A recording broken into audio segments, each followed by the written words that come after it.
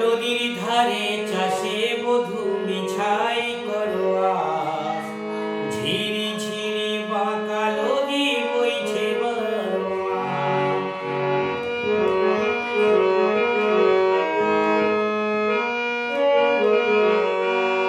চিংড়ি মাছের ভিতর করা তাই ঢেলেছি ঘি, নিজের হাতে ভাব ছেড়েছি ভাবলে হবে কি। চালের চুলা লম্বা